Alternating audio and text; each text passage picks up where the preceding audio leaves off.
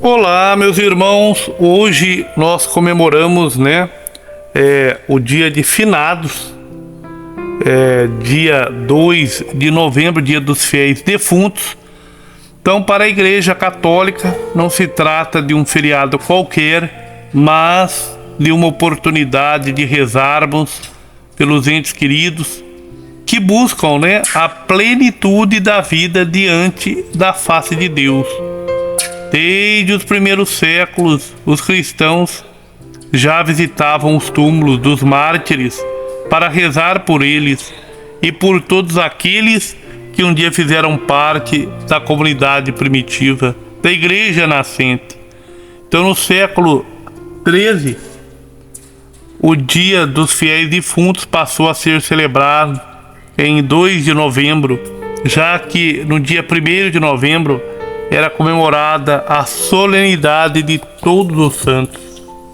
Então, a Igreja sempre celebra aquilo que provém de uma tradição, daquilo que é fruto de uma experiência de fé no seio da comunidade cristã.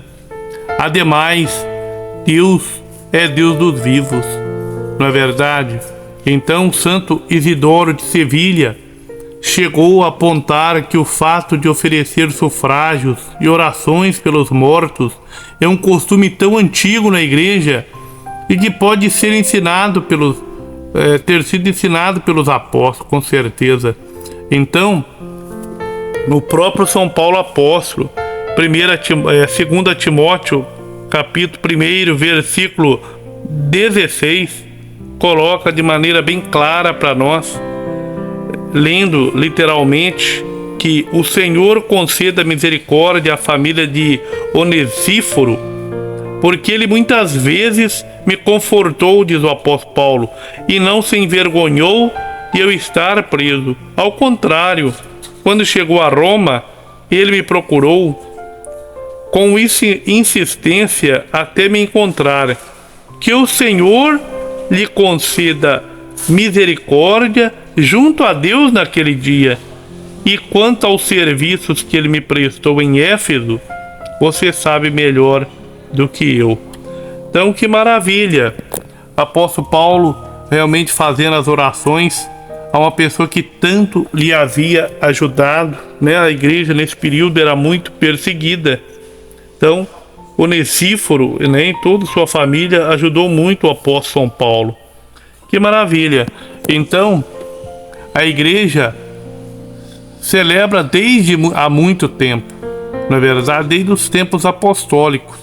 Então, a comemoração de todos os fiéis falecidos evidencia a única Igreja de Cristo como peregrina, purgativa, e triunfante, que celebra o mistério pascal. Então, nossa Igreja é a Igreja militante, é a Igreja padecente e é a Igreja triunfante, não é verdade? Então, tá aí essas possibilidades, essa realidade que é a nossa Igreja.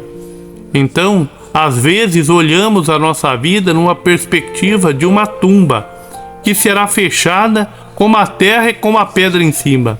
Mas para nós cristãos, Cristo está diante dessa pedra e Ele é a ressurreição e a vida.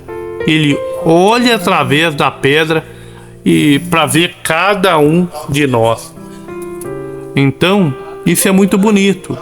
Então, o dia de finados e o purgatório, por exemplo, o purgatório, que faz parte da doutrina escatológica da Igreja, é a condição de purificação que as almas devem passar para se apresentarem sem mancha diante de Deus.